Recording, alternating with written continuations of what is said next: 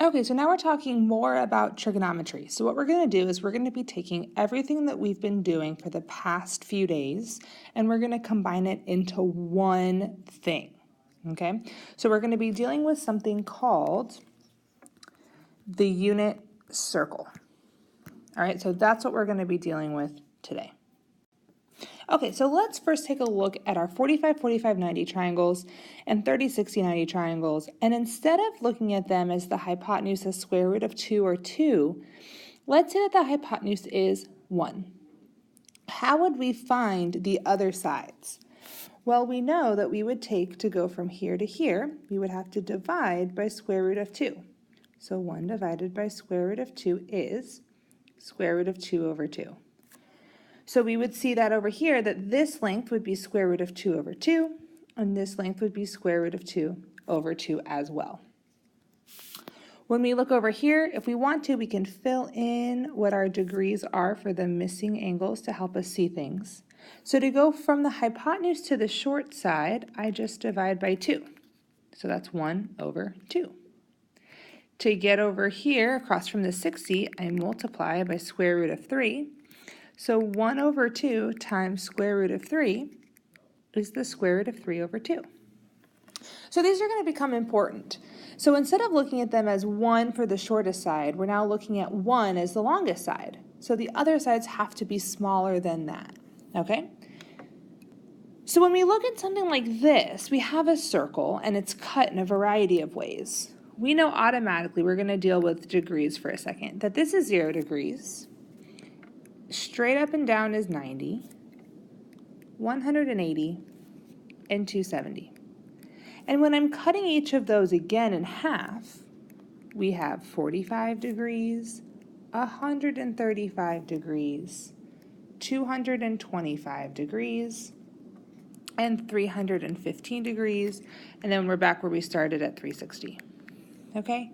So if I look at just one of these, I'm going to do exactly what we've done in the past.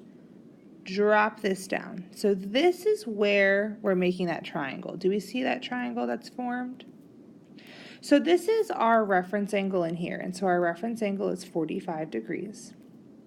But this time we're going to say that our hypotenuse is 1. So the length of this guy from the origin out to where the line intersects this circle is 1.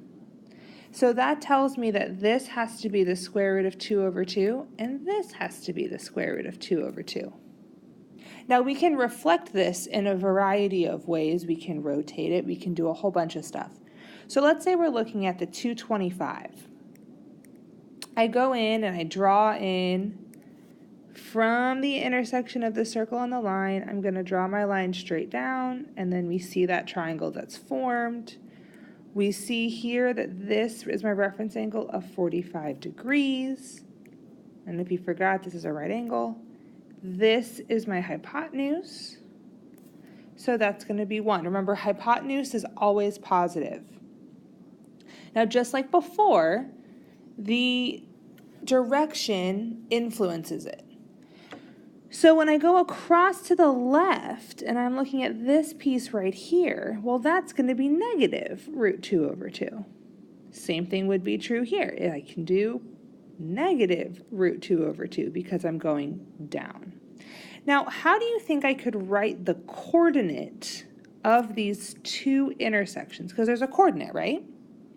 So I would write it as x comma y, right? That's how we write ordered pairs, right? X comma y. So I look and say, okay, how far over from the origin am I? Well, look at this right here. This is the length that you've gone. So when I write my ordered pair, I'm going to have my square root of 2 over 2. And then y is how high I am. So from here up, right? So this is square root of 2 over 2. So that's my ordered pair. Same thing is true down here, right? X would be the distance out, so how far over, and then y is how far down. So in this case, our ordered pair would be negative square root of 2 over 2, negative square root of 2 over 2. Okay, so we can kind of see how these work. Now 90 degrees, what are we going over at all? No, right? It's 0. So my x is 0, but I am traveling up. And what do you notice about this? What is this purple thing called? Well, all the way across would be a diameter, right? Because this is my center at 0, 0, right? So this is my center. So to go up, this is a radius. 1/2 of these things, this is a radius. So these all have to be equal all the way out, because that's one of our properties of a circle. So I know that this is 1. So that tells me that this ordered pair would be 0, 1. If I were to go straight down, again, I'm not going left or right at all, so it's 0, but I'm going down, so it's -1. Just like going over here, I'm going right 1, but I'm not going up or down. And here I'm going left 1, but I'm not going up or down. So this one's cut a little bit different, right? We have more cuts. So this, we start at 0 degrees. Again, we have our 90. Again, we have 180. Again, we have 270. This is 30. This is 60. We can work our way all the way around 120, 150, 210, 240, 300, and 330. And then again, we're back where we started at 360. Same exact idea here. In this case, all of these hypotenuses, we'll do a couple different ones. We'll do these two. These are both 1. And when I drop this down, we have a different triangle. We have 2 different triangles that are formed. So I know that I'm making right angles in both of those. In this case, I know that my reference angle is 30 degrees, and I know here my reference angle is 60, because again, this is my reference angle. So now to fill in those missing pieces, I can do that. Across from the 30 would be that smaller piece, so 1/2. And then down here, if I were to multiply by √3, just like here, this would be 1/2. But remember, it's going to be negative. And then this one's going to be a positive square root of 3/2. So if I wanted to find these coordinates, it's going to be the exact same process. Go over and then up. So the ordered pair here would be square root of 3/2, 1/2. Over here, it would be -1/2, square root of 3/2. Now, what have we noticed here, right? We could do this for all of them if we wanted to, but it would just look a little messy. So what are we noticing here? If I asked you to find the sine of 30 and the cosine of 30, take a minute and do that. And then also do it for 120. Find the sine of 120 and the cosine of 120. Take a second and do that and then come back. Okay, so hopefully you got these right. You should have seen it, the sine of 30 is opposite over adjacent. Opposite over hypotenuse. So my hypotenuse is 1, so it's really just how high I am, so it's 1/2. Cosine, adjacent over hypotenuse, √3/2. Opposite over hypotenuse, √3/2. Adjacent over hypotenuse, -1/2. So do you notice a pattern here between the sines and cosines of an angle and their ordered pairs?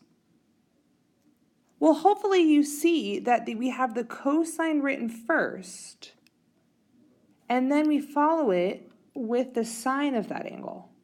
So that's going to be true regardless. Anytime we have an ordered pair, we think of it as x, y. But another way to think about it would be the cosine of your angle, comma, the sine of the angle. So now all we have to do is focus on these points off to the side, and now we know our cosine and our sine. So if I know my cosine and I know my sine, then I don't really have to do any math because I know it. So this is going to be true not only for this one, for the 30, 60, 90, but it's also true for the 45, 45, 90 triangle. So if I were to ask you over here what the sines and cosines were, you'd be able to do that, right? Because we've already done this. So you would see that the sine of 45 is √2/2, and the cosine of 45 is also √2/2. So you can see, again, even though they're both the same, we know that it's that our x, comma, y is going to be the cosine, comma, sine.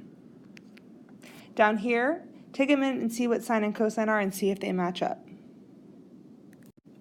Hopefully you should see that we're doing the sine and cosine of 225 degrees. Don't forget our degree symbols. So the sine would be opposite over hypotenuse, cosine adjacent over hypotenuse, and we get the exact same thing as our ordered pair. Okay, so let's talk about another way that we can think about it.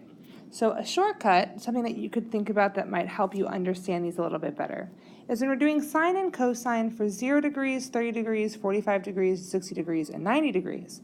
We can think about it in such a way. We have a big square root to kind of help us think about things.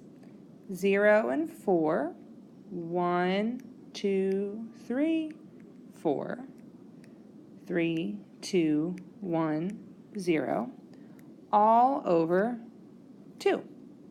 So if I'm doing the sine of 0 degrees, I can look at this and say, okay, sine of 0 degrees. Well, that would tell me that the square root of 0 over 2, well, hey, that's 0.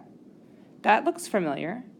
If I were to do the cosine of 45, I would go and say, oh, square root of 2 over 2. Hey, look at that. That's exactly what we've been dealing with. Sine of 60, square root of 3 over 2. Huh, look at that. So this could be one of those other things that you could keep in your back pocket if you needed to. But I want you guys to make sure that you understand this unit circle. We'll be talking more tomorrow about how we can put both the 45, 45, 90, and the 30, 60, 90 on one big circle, okay? So think about that and see if you can come up with any questions for tomorrow.